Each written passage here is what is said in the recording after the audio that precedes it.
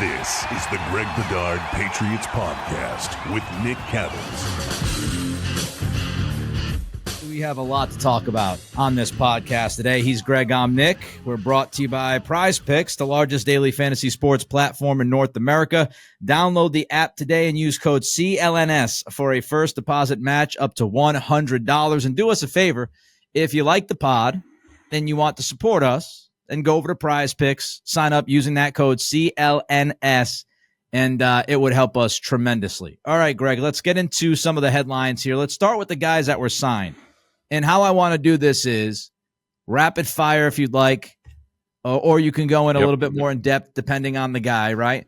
But I'm just going to give you the name, and you can give me your thoughts on each one. So let's start with Antonio Gibson. He was the first guy signed by the Patriots yesterday, or at least agreed to a contract with the Patriots. Your thoughts on Antonio Gibson? Yeah, I like Gibson. I think that he is he's a bigger back. He's like 6'2", but he used to be a wide receiver. He's very versatile, gives them a pass back. Now he's not in the James White, Shane Vereen, 5'9", 5'10" type of mold, but he gives them a real option instead of Ezekiel Elliott did fine, caught the ball fine, and Zeke's still out there, so you never know what might happen. And he did really well for the Patriots, but Gibson's a little bit more of a matchup guy in the pass game at running back, can spell Ramondre Stevenson when needed. Good, solid guy. Yeah, third down back, somebody that they needed. Can certainly pick up yards after contact. If you look at the numbers, he's good in pass protection. He's also a vertical threat, which I think is an interesting element to this offense if you have him back there. So I liked it. I think he could do some damage in the Alex Van Pelt offense. All right, then before we got the Gibson news, before you go back a few days ago, we still haven't talked about Chukwuma Okorafor. Your thoughts about Chucks? Yeah, starting experience, a guy that will compete both at right tackle and right guard. Not a guy who's a definite starter, and the contract that he got doesn't say definite starter, says he's on the team basically. But I view him very similar to maybe a little bit better than Calvin Anderson. Now, we never saw Calvin Anderson on the field last year, but Anderson he started at some at left tackle in Denver and stuff like that. So Anderson could compete. Tyrone Wheatley Jr. is still here. I just think they're upping the competition level, I think, across the roster in this early going, and especially on the offensive line. I just love the urgency of it, right? He was out there. He was available. He has started 59 games in his NFL career. You know that you're going to need depth, especially at offensive tackle. So if the guy's out there, you can get him, then get him. So I liked the urgency to that move. All right, Jacoby Brissett. We found out last night that Jacoby will be returning to New England. I don't think this was a big surprise to anyone since we've been talking about Jacoby for a while, but it's a 1-year deal, $8 million, and I believe I read he can earn up to $12 million. So Jacoby Brissett, up or down on that one, Greg? Yeah, I'm definitely up. Now, is this does this make the Patriots a whole lot better? No, but he knows the system. He's been in the system with Alex Van Pelt. He's a great locker room guy. He can be very supportive of a rookie quarterback, as we expect the Patriots will get one, either at 3 or later in the draft, or a couple of rookies. I wouldn't be surprised about that. And he's been in a bunch of different situations, from Brady's suspension. He's been, in Indianapolis. He was in Washington. He was in Cleveland when dealing with the whole Deshaun Watson mess. There isn't anything that Jacoby Brissett hasn't seen in the NFL and hasn't handled. Now, is he a top line starter? No, but they are rebuilding this, and they are going to build this slowly and methodically. And Jacoby checks a lot of boxes, and can operate their system at a high level, and he could do the job at quarterback if he is needed to do. I just don't know what people were expecting, right? I mean, if you're upset about the Jacoby Brissett signing, I don't think I can help you. Joe Flacco, 38, 39 years old, and it's not to say that Joe Flacco would not have been a good option. I've talked about it. okay, if they got Flacco, I would have been fine with it ultimately. But I'm not telling you that, oh, man, they should have went out and got Flacco before they got Brissett. Brissett's 31. He's got history with Alex Van Pelt like Flacco does, but even more history. He's been here before in New England, and he truly gets it. He understands his role. He's a great leader in the locker room by all reports, really good guy. Are you going crazy about Gardner Minshew and paying him $15 million guaranteed like he got from the Raiders? Russell Wilson and the issues that he might have brought that we've talked about. So I sometimes people just like to bicker. All right, linebacker. Yep. Aside from being one of my favorite names of all time in professional sports, every time I see this guy play, Kelly even knows it. She knows who this guy is just because I've screamed Taki before for no reason watching a football game. Sione Takitaki. He is in the mix, Greg. He was brought in with a 2-year deal. Your thoughts? To me, first of all, good football player, little undersized, fast, good in coverage. So all of that is the Patriots needed something in that realm. To me, Nick, really this is about, and it shows how organized these guys are. Elliott Wolf, Alonzo Highsmith, the rest of the front office. It basically seems like, and they should, this is the way most teams do it, they have a board with what they want, and they have a pecking order. And they wanted Mack Wilson back. Mack Wilson decided to go someplace else, and then boom, very quickly they went to the next name on their list. So to me, he's really sort of a Mack. What did I call him the wrong name? I think you called him Mack Wilson. Yeah, so he's basically a replacement for Mack Wilson. He's not quite as dynamic on the edge as Mack Wilson, but he's a better linebacker, and he gives them another alternative to sort of the slower, lead-footed Jawan Bentley and Jelani Tavai. And so he's a good piece for them and a really just good football player. I've always liked watching his film. Yeah, give me the athlete on the second level, which he is. He's been productive, can set the edge a little bit as well, I was reading. So he can do a number of things. But again, that athleticism and coverage is something that's big. And it also allows you, Greg, to utilize Marte Mapu in really any way that you want. If you want Mapu back there in safety, now you can put Takitaki there at linebacker, and you don't lose that athleticism. You can move Mapu up into the linebacker spot in the second level and keep that athleticism. So I thought it was a nice little signing. And let's not forget Elliott Wolf and Alonzo Highsmith. They were in that front office. So they are aware of Takitaki and what he brings to the table. They have a lot of work on that young man. All right, let's talk about some of the guys that are returning, Greg. Again, I'll just go one by one. Your quick thoughts. Kendrick Bourne is returning. Love it. Great guy to have around. I think the contract is reasonable and fair. He's a good guy to have in the mix. Yeah, and the contract looks like it's only $8 million guaranteed, by the way. So yeah, it does look like the Patriots protected themselves. Makes a lot of sense coming back from the ACL. I love it. I wanted Bourne back here. I'm not telling you he's a number 1 wide receiver. He's, to me, more of a number 3, and he might take a little while to get going this year because of the ACL, even though he says that he's ahead of schedule. All athletes say they're ahead of schedule, by the way. But, even as a wide receiver 3, he's a good leader. He faced adversity back in 2022. He handled it like an adult when he came back here last year. And then he produced. He backed up the talk and he produced. And so he's somebody who wants to be here. If you want to be here and you could be productive, I'm all for it. And he also came from San Francisco. So he has some of that history in the Shanahan system, which is linked with the Kubiak system, et cetera, et cetera. I think he's a really good fit. Hunter Henry is also back, Greg. Yeah, probably my favorite move that they've made so far. I'm sure people remember before I realized that the tag would have been $18 million on Hunter Henry. I was for all tagging Hunter Henry just because they have nothing at the position other than some guy named LaMarcus Petway, who I'm not even sure who that is or if he's real. But they I think it was needed somebody. LaMichael, by the way, I think it's LaMichael. Let's LaMichael. Let's not besmirch LaMichael. Okay. But good, solid guy, captain, starter level, and they got him at less than the previous contract that they gave him. I'm good with this, and it helps. I expect tight ends, another one of these positions that they're going to be looked to be, get younger, get somebody in the draft, which we've been beating the drum about for a couple of years. Yeah, Gerald Everett just agreed with Chicago, which kind of broke my heart. I was hoping he would be tight end too here, but he gone.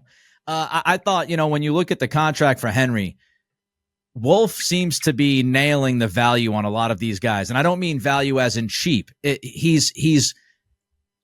you look at the Kyle Duggar stuff, right?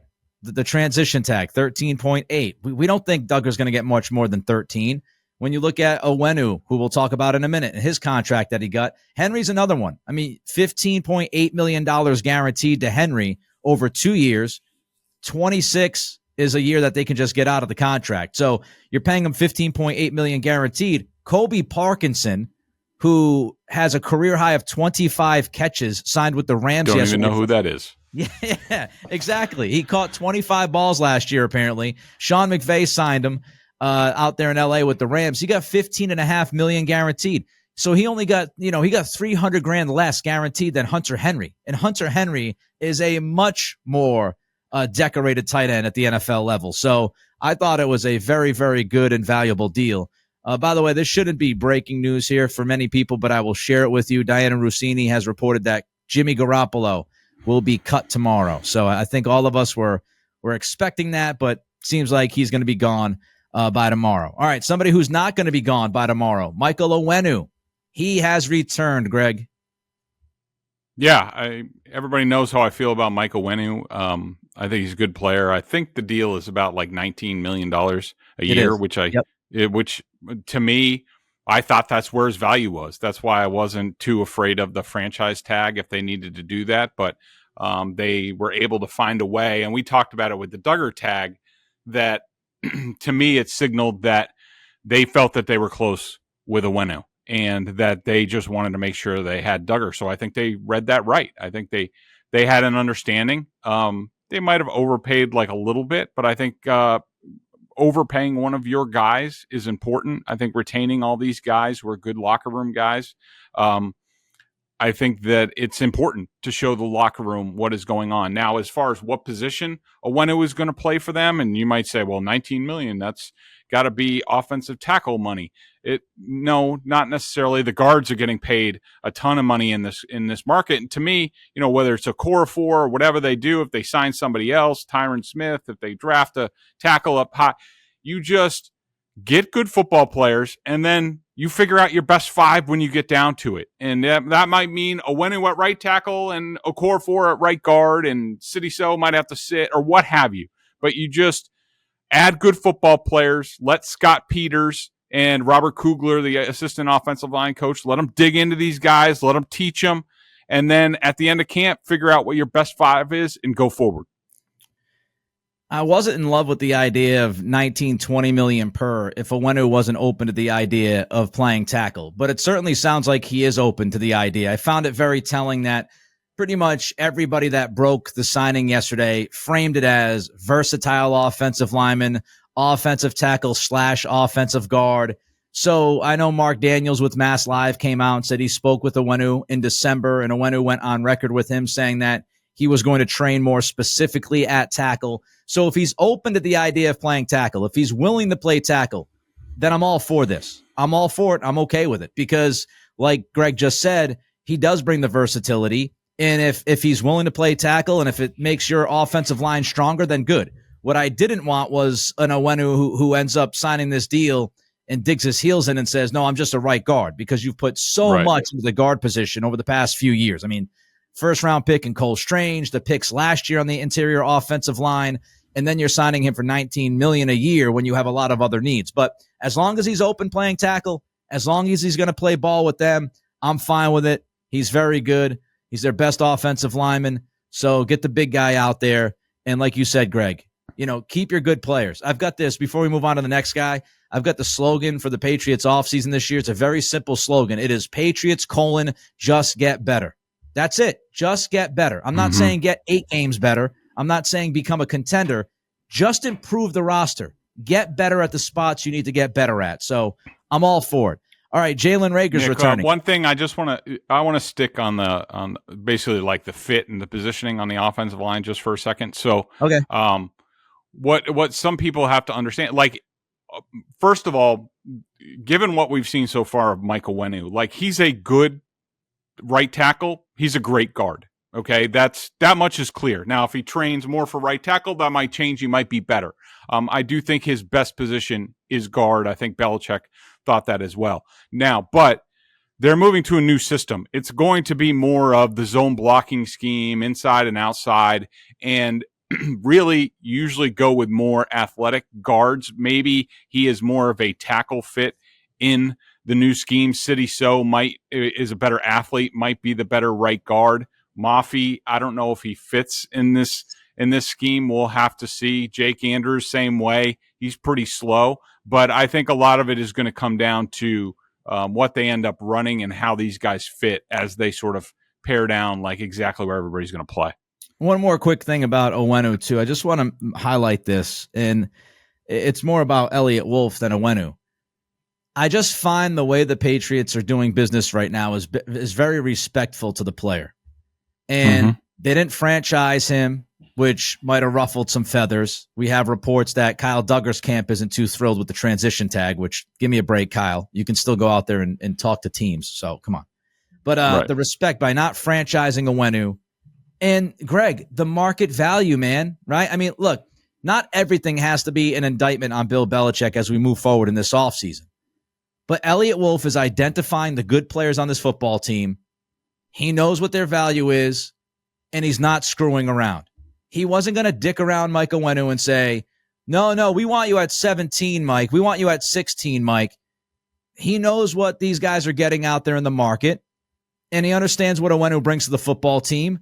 $19 million per year, done. And by the way, $22 million signing bonus, which is more than what Mike would have made off the franchise tag, which I think is absolutely intentional.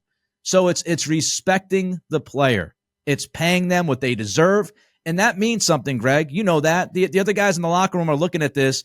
And Christian Barmore, for example, he says, if I continue to play my ass off and I continue to produce, now I believe these guys are going to pay me what I actually deserve to get paid. Yeah, and it won't be a colonoscopy to get it out of them. Let's get to Jalen Reagor, who's coming back for a year, 1 year deal. Yeah, I like, it's the type of thing that just throws him into the mix, and you don't know what's going to happen with free agency. You don't know what's going to happen with the draft. And so, Reagor is a talented kid. He's fast. I was much more open to him returning when I recently rewatched the Jets season finale game. I should have gotten hazard pay for that, where he basically had the only two big plays that the Patriots had, and his speed was real. And it sort of made me think, okay, so throw him into the mix. All good for me. Yeah, what I like about it the most is this puts Tyquan Thornton's feet to the fire. Like, if Thornton is still on this roster, he's got to do something this camp. And so Thornton can't look around and go, I'm the only guy that brings speed. No, you've got Reagor. And so I think it inherently puts a little bit of pressure on Tyquan to show up, and maybe he'll be motivated to get it going a little bit.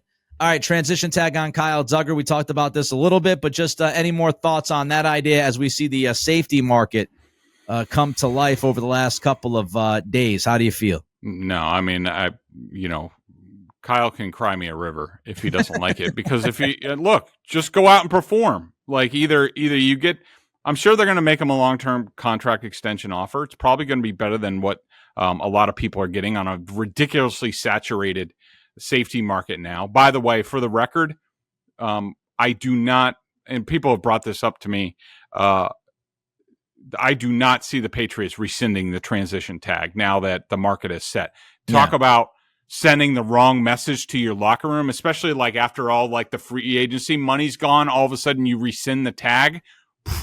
Man, talk about a bad look to your locker room. I do not see the Patriots doing that. They won't do that. I'm sure there will be a fair contract extension offer. And if Kyle doesn't like it, if he wants more, bet on yourself, play the year out. They probably won't tag you again because the 120% rule, and go out there and get your bag.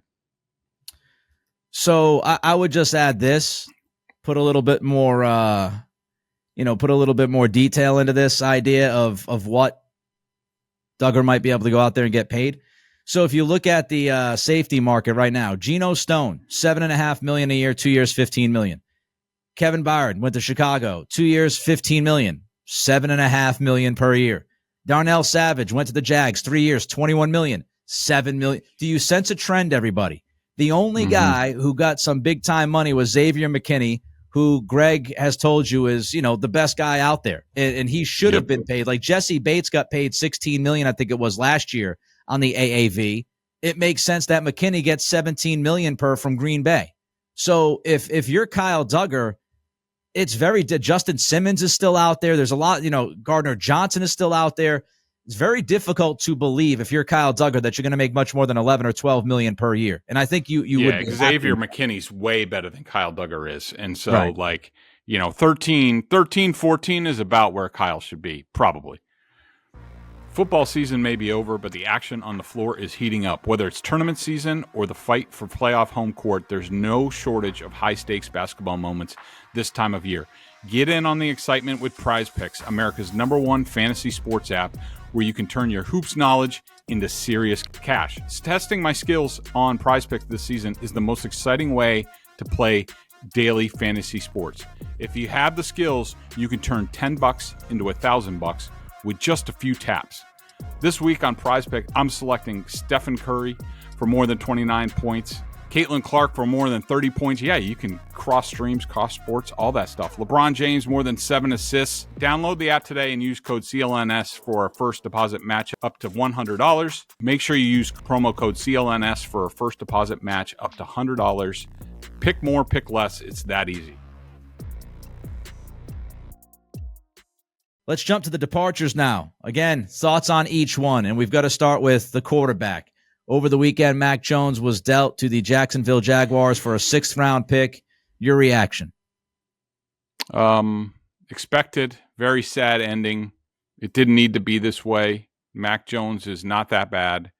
Bill Belichick completely ruined him, just like he's done every single quarterback except Tom Brady that has started games for his team going back to Cleveland. He just doesn't understand the position and what you have to do in terms of supporting them with coaching and talent. And that's my big takeaway is, and I hope Mac is able to resuscitate his career and maybe get a chance to start someplace else at some point in time.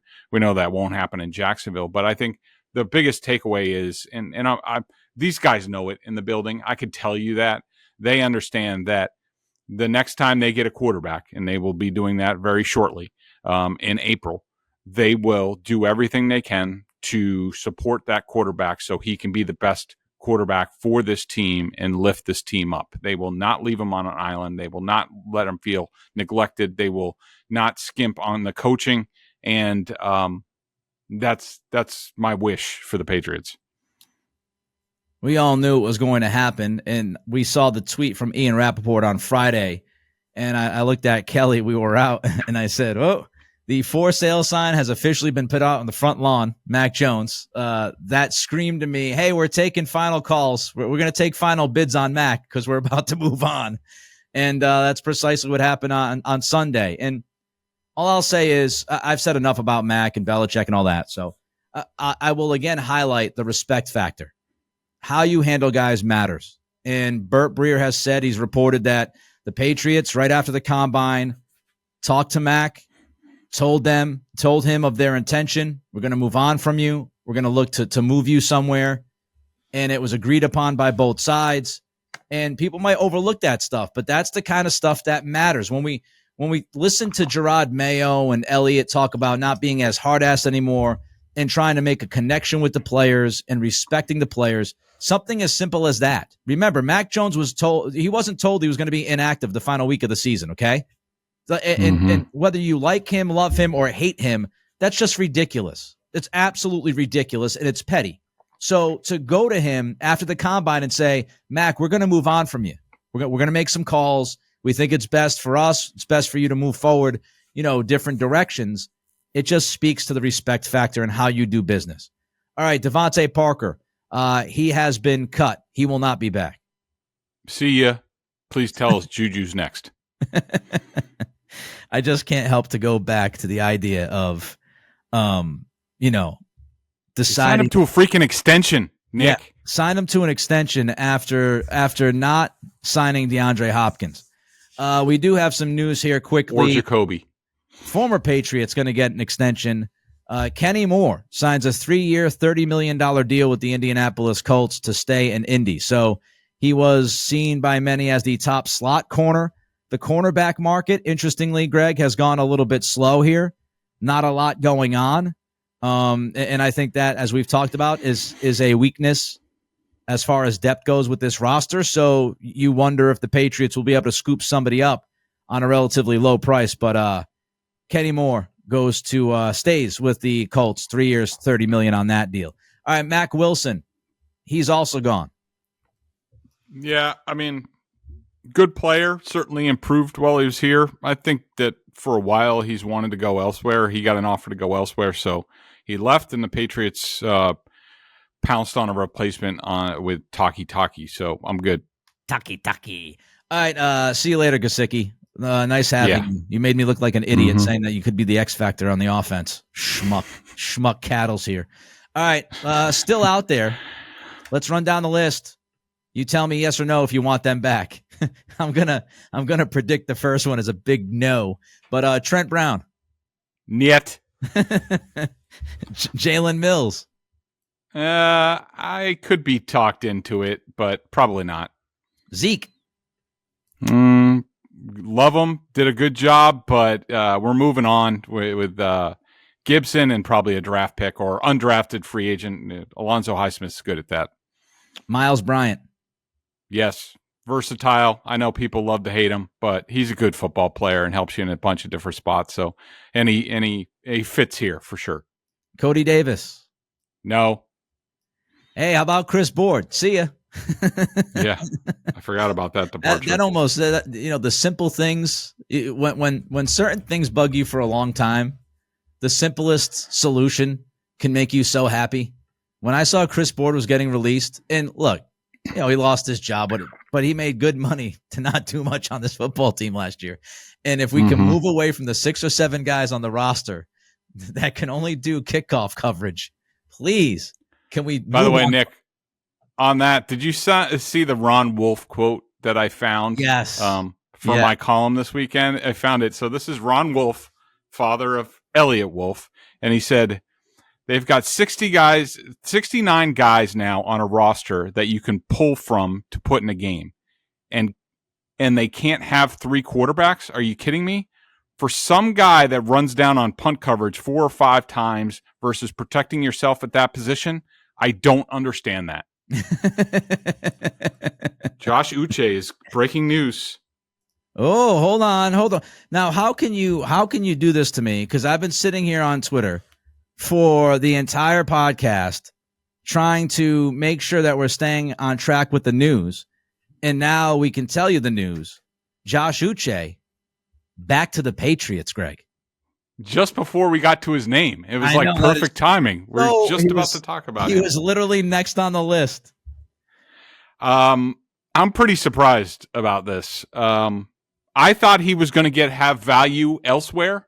I thought that teams would really look at him as sort of an impact pass rusher, get him in more of a 4-3 and play all the time. But evidently he didn't find that. And evidently, I would say this would be another indication that they are going to be more aggressive up front, not worry about too much about the 2-gapping and all that stuff. They're going to maybe let some guys just play, but even if that's not the case, he's a very good, I would say, excellent situational pass rusher. I think he's up there in the league, and so that they're able to bring him back, I think is a great move. Rappaport says it's a 1-year deal, so obviously this is one of those situations where, hey, Josh, come on in. We know what you can do well.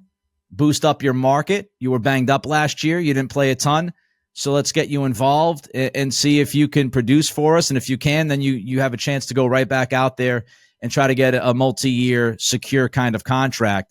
Rappaport also says that Uche wanted to return more than anything else, and that's why the deal got done, because he wanted to return. Now, whether or not that is, trying to put some sugar on it, I don't know. But that's what Rappaport is saying. And I will say this. Look, I was very critical of the Patriots not moving Uche at the trade deadline last year because I didn't think he was going to come back. And the whole idea was get something for him instead of nothing for him. But now he's back. Would that have been the case with Belichick? I don't know. I don't know how many of these guys would have returned if Belichick had stayed. So that's the big question. Is Uche coming back because it's Mayo and Covington? And he might have said, you know what? I appreciate you, Bill, but I'm going to get a 1-year deal somewhere else if Bill was still here. So, that's the great unknown about it. But at least you can look at it and say they didn't lose Uche for nothing. They keep the player. He's back. They need edge depth. So makes sense to me. Speaking of, it's only a 1-year deal. That's curious. Yep. I mean, but to me, and I think I already saw Garofalo say, "Oh, he turned down much more money elsewhere to come back to the Patriots." I don't really believe that. I mean, when you got if it's a 1-year deal, that to me, that's saying he didn't find the bag that he was expecting, and I'd rather stay where I know what's going on. I know the coaches. Gerard Mayo's the head coach now. I know I'm going to get my sacks. I'm going to get my chances, maybe increase my role a little bit and increase my value, and then we'll try it again next year. I'll look on the positive side of things, and if he did even have a little bit more money on the table, good.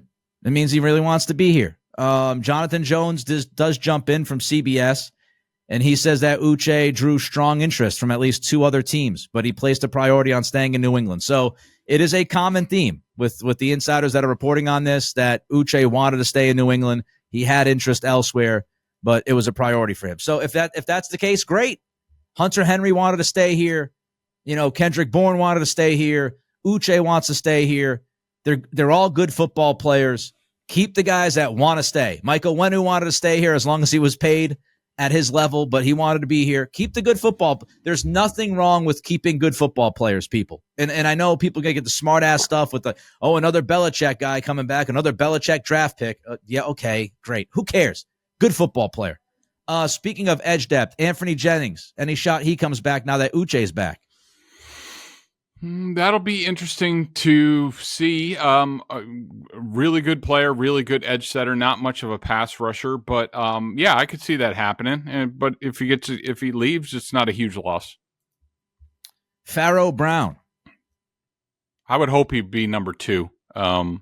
Maybe they're looking for a little bit more. I know, Harrison Bryant is a guy that was in the Cleveland system who's out there a little bit more undersized, a little bit more of an athlete. But I think Pharaoh Brown would be a fine number 2 here. And also hopefully there's a draft pick involved in the tight end room. Yeah, give me a 5th or 6th round developmental guy. I think like the 5th round's perfect. I mean, you got 2 6ths now, so maybe you move back into the 5th with those 2 6ths and draft a tight end. Last guy, Terez Hall. Yeah, I mean, it is what it is. Hopefully there's a draft linebacker or undrafted free agent at linebacker that sort of hits and is like the 4th or 5th guy there. I mean, Terez Hall is fine. All right. So here is the thing when you're recording a podcast like Greg and I are doing right now. Anything can happen. We can stop recording and literally 5 minutes after we're done, we can get news that blows up the next 5 minutes. So keep that in mind, people. Okay? Well, be kind to us. Simple question for you, Greg. Calvin Ridley, what the hell's going on here? So the Patriots have an offer out to him. They're waiting to hear, and Calvin Ridley apparently really wants to remain with the Jaguars. I'm sure he's hoping that the Jaguars will match the offer and make the decision easy on him. I just don't know whether they can do that cap wise. They don't have very much, but perhaps they start, redoing contracts. I mean, I guess we'll just have to see. I mean, I guess the Patriots aren't blowing him out of the water. If they did, he would have already signed. I think the Patriots are being disciplined with all these, and I don't think that's a bad word. Why? Part of your job is to assess value and to get proper value. And one thing that people have to keep in mind, and I didn't really understand this, Calvin Ridley's going to be 30 this season. 30. It seems like he's been in the league for like 2 years. Of course, he was suspended for 1 season. But I think, 30-year-old wide receiver, to me, it's probably more like a 2-year deal that the Patriots are offering. Maybe he wants to push for a third. Maybe he wants more money, but certainly would be a good signing. I think he would help the Patriots, but I don't think he's the only wide receiver option out there. And so I'm not overpaying for Calvin Ridley, because just because he's the top guy doesn't mean he should be paid as the top guy. It's like sort of like Christian Kirk got a bag from the Jaguars. I'm not being the Jaguars in that scenario. I want Ridley. Here's what I think's going on. This is a multi-level thing. Number one, Gabe Davis and Darnell Mooney both signed the same exact contract as far as AAV. Both of those wide receivers got 3 years, $39 million. You look at Michael Pittman, he's making like $23, $24 million. My thought and my educated guess here is that Ridley wants to be closer to Pittman than to Davis and Mooney. And the Patriots are likely, Ridley's looking at this saying, give me $20 million a year, for example. And the Patriots are probably sitting at like 17, 18 and saying, look, man, you're still making a hell of a lot more than these middle tier wide receivers. We respect and appreciate what you can do, but we're not going to pay you. They're thinking we're not going to pay this guy Michael Pittman money when Pittman's like 25. As far as the age, he'll be 30 in December. So most of the year will be finished. And I also think, again, he sat out for almost, like a year and a half. So he's got younger legs than 29. So I'm not as freaked out about the age as some are. I get why people are concerned. A couple of other things, Greg, I wanted to ask you about. So the Jaguars, they signed Duvernay, they signed Gabe Davis, and they have Christian Kirk. Is this simply a game that's being played? Is this Calvin Ridley knowing that the Patriots have the highest offer out there on the table, and he knows it's tough for the Jaguars to make that move because of the guys that they already have at that position and the money they're paying, and so he's just trying to literally take any penny that he can get extra from the Patriots here? That, and I think they're playing a game where they're trying to get somebody else to jump in. That somebody might be sitting on the sidelines, and I think there's a lot of that going on. I think I also saw a report related to Ridley where it was like that there appears to be a mystery team lurking. Yes. I love the mystery team is always undefeated and always lurking to not get the player because the agent's just trying to get somebody to up that offer. Yeah, I think I would be surprised if the Jaguars can make anything work, and I think he's just trying to get every cent he can out of the Patriots. The other part, the final part to this, is that there's some compensation that's involved here. And so if Ridley doesn't sign by Wednesday at 4:01, if he remains unsigned, then the Jaguars have to send a third-round pick to Atlanta for that trade. If he signs before then I believe, and what many people out there believe, by reading the terms of the trade, Jacksonville would have to send out a second-round pick. So the other theory here is that Ridley and Jacksonville are well aware of this compensation thing, and Ridley especially is aware of the compensation thing. He really does want to return to Jacksonville. He's just trying to get Jacksonville to up the price, up the ante, so to speak. And inevitably tomorrow at like 4:03, there will be a story about Calvin Ridley returning to the Jacksonville Jaguars, and they only trade the third-round pick instead of the second. So, you're totally right that this compensation thing is out there, and it's true. My thing is like, can't they just? And by the way, DeVante Parker, I know, I just is going to the Eagles. Reese agreement on a 1-year, $4.69 million fully guaranteed deal, of which Philly has to only pay $1.2 million because of the Patriots offset. Interesting. But as far as Ridley, like, can't they just, and this is the way most of these contracts, like, none of these are signed right now. They're all agreeing to, and then they sign once the new league year comes. Is the compensation still a factor if they just say that we've verbally agreed to a new contract that he signs in the new year? Or does that void it? Does that constitute they've reached? Yeah, I don't know. I don't know. But it's weird. It feels to me as if, again, one of two things is happening here. Ridley is just trying to get more money from the Patriots because he knows that they have the best offer on the table and the games are being played. Or he does just want to go back to Jacksonville and he's trying to get more money from Jacksonville on top of whatever the offer is from them on the table. Because you know this, Greg, and I don't know how deep you want to get into it because it's a reporting thing, but I do think it's worthwhile to take a minute here. There are games that are played by agents and teams, and it's up to the reporter to kind of sift through what they want to share and not share. And it's a kind of tit for tat game.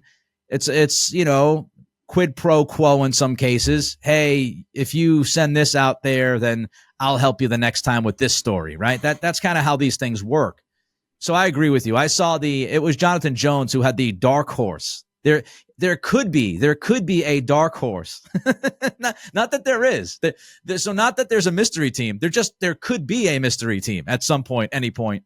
And the Schefter stuff was very interesting too. When Schefter tweeted that, Ridley wants to return currently he would like to return to Jacksonville. It's like, wait a minute. So 5 minutes from now, all of a sudden he doesn't want to return to he's currently leaning. That to me says, yeah, I want even more money from you, New England. So I mean, just one thing on that real quick, and especially when I was younger coming up in the business, I had to rely a lot on agents, and the game's changed a lot because there wasn't as much, most of these agents just go through the national guys now. That didn't used to be the case. They used to take care of the local guys because the national stuff wasn't that big of a deal. And look, I readily admit I got used by agents in the past. Everybody has. And one of the tricks that they like to play is, as a young reporter, when you're a beat reporter, and I don't do that anymore. I'm more of a columnist analyst. So I don't do calling agents like I used to. So you'd call up and you'd be like, hey, have the Patriots shown any interest in X? And I used to be able to have relationships with guys that go back a while that really be like, no, I haven't heard from them. But nowadays, I mean, what's the downside of saying, there's no downside to saying yes. So most of them are like, oh yeah, sure. The team with the most cap space in the league. Absolutely. They're showing an interest in my guy. And, hopefully that helps their guy. So a lot of that stuff goes on. It's a bunch of nonsense. We'll see how it all unfolds. It is just something happened, please. Either poop or get off the pot, Calvin. What are we doing? Yeah. All right. If it's not Ridley, let's run through these receivers. You just tell me yes or no if you're interested. Other unrestricted free agents: Marquise Hollywood Brown.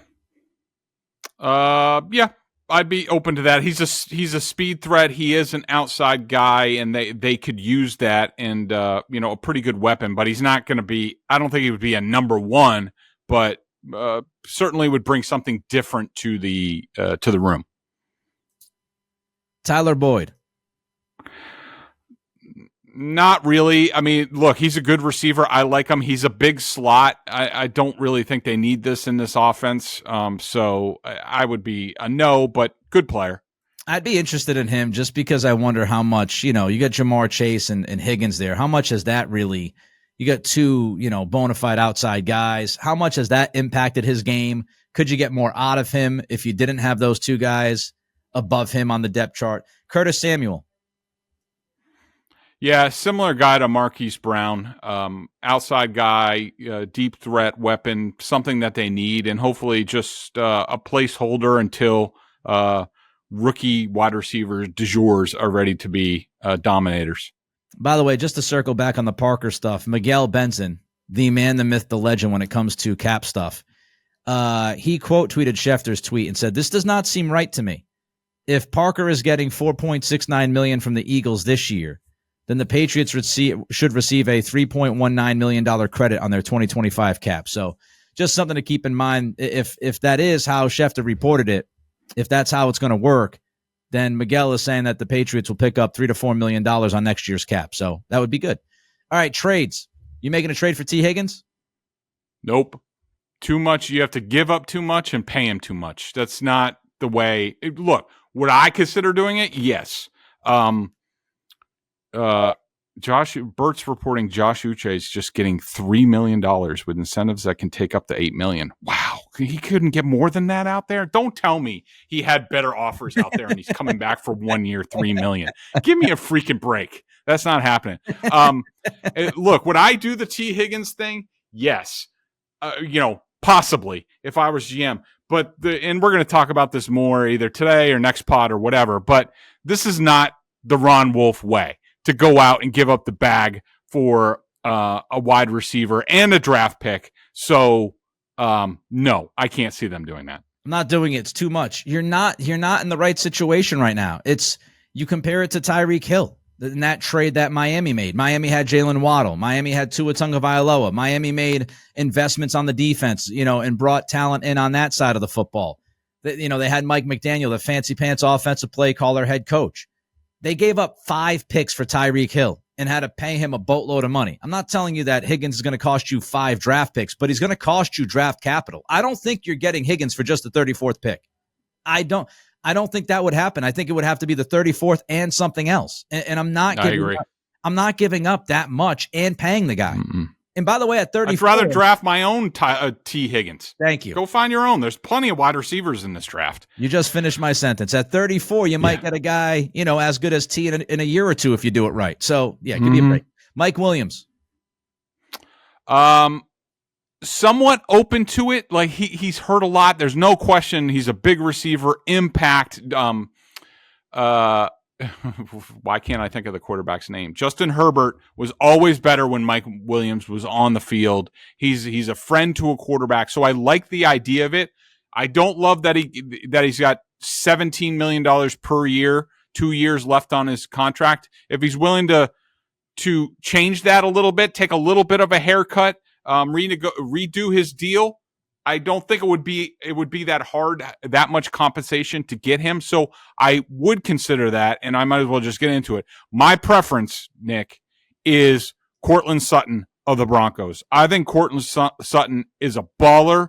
He's big. He's fast. He's physical. He has 2 years left on his deal at, I think, about $13.5 million.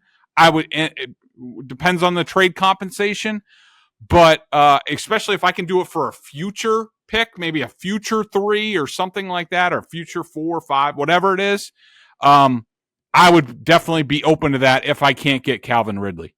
Yeah, great job by the Broncos, by the way. You holding out for a first-round pick last year for Jerry Jeudy, and you ended up getting 5th and a 6th. Yeah. Good job, fellas. Good work over there in Denver. You might be partaking in a little bit of too much of the puff out there in Denver, Colorado. So not a great idea for you guys. Courtland Sutton, I'm out on Mike Williams. He'll be 30 in October. He's had a ton of injuries. I'm out. Other questions. I've got 2 for you before we get to those questions. Episode brought to you by PrizePicks, largest daily fantasy sports platform in North America. Download the app today and use code CLNS for a first deposit match up to $100. And also don't forget $50 for the year. If you want to check these guys out at Boston Sports Journal, Mike Giardi, Bedard, Corrales, writing about the Celtics who are just dominating this season. So check it out. BSJ, $50 on the year. We'll leave the Ron Wolf conversation to a later date. But let's talk about Jacoby Brissett. Some people saw that signing last night or that agreement last night, and they said, well, Patriots definitely taking a quarterback at number 3. Do you agree with those people? I don't agree with that. And let me just tell you, from what I understand from talking to people in the building, they have not reached a consensus on the quarterbacks. They're certainly open to it. And would I say today that it's more probable than not that the Patriots draft a quarterback at 3? Yeah, probably. Do I think it's highly certain that they're going to get a quarterback somewhere between 3 and 34? Somewhere in there? Yes, probably. But them taking a quarterback at number 3, I don't think is definite. From what I understand right now is they are very early in the process. The coaches are just starting to get in the process. The pro days have just started. You're going to have the top 30 visits, which are very important. The individual Zooms the team can have up to 3 with each draft prospect are going to be vital. And I think they will make a decision very close to the draft, and then I think they are open to trading down and then doing what's in the best interest. So is it likely that they take a quarterback at 3? Yes, but I don't think you could say that's anywhere close. Last one for you. Some people say the Patriots are being cheap. Are the Patriots being cheap? I just don't see it that way. We'll talk about this more in depth, but I wrote a column the morning of free agency where I did a deep dive into the Packers past, specifically Ron Wolf, Ted Thompson, a little bit of Brian Gutekunst. And you just have to understand that these guys, and almost all of their rebuilds started the same way, mind you. Okay, they all started. Ted Thompson and Ron Wolf both had 4-win seasons their first year as GMs. Maybe 4-13 was Wolf's sort of, you could say, maybe he had a big imprint. Maybe that was his 4-win season. Gutekunst was 6-9. All three of them, and now Wolf is the fourth. All four of them, either you let go of coaches, started working with new coaches. And what you have to understand is they are going to be methodical about this. They are going to be disciplined about and doing exactly what Elliott Wolf said he was going to do. We're going to re-sign our good players, our core players. That's what they're doing right now. They are going to be reliant on the draft. He talked about that. That's what they are going to do. These teams are going to be homegrown. It might help you in the short term, free agency, trades, all that stuff. That's not what they're about. This team in 3 years is going to be almost exclusively homegrown. I think back to that 2007 Packers team. Remember, 2005 was Mike Sherman's last season. He got fired. Mike McCarthy came in 2006. They took a step back.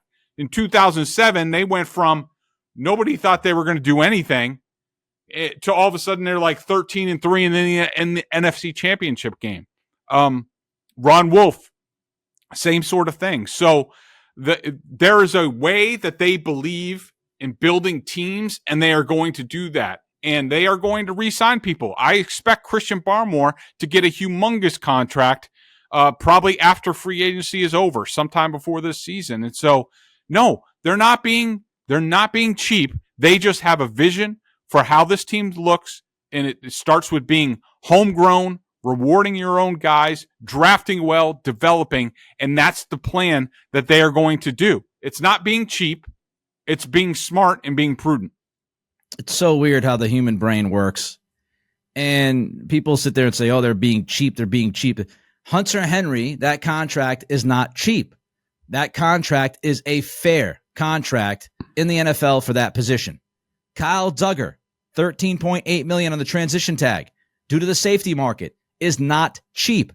And Michael Onwenu is certainly getting $38 million guaranteed, 22.5 signing bonus, and making $19 million average annual value. That is at the top of the market. So even though they are your own players, it doesn't mean that it's cheap. Money is money. I don't understand. I don't understand. It drives me crazy. Oh, but if you went out and signed an offensive tackle for $18 million and Onwenu walked, people would have been like, well, they're not cheap. No, what's it matter? It's $19 million a year for an offensive lineman. Anyway. Right. And Nick, let's also remember, and I think you said this on Twitter, because you're certainly active on the Twitter machine. I know. I'm too active. I get all excited during this time of year.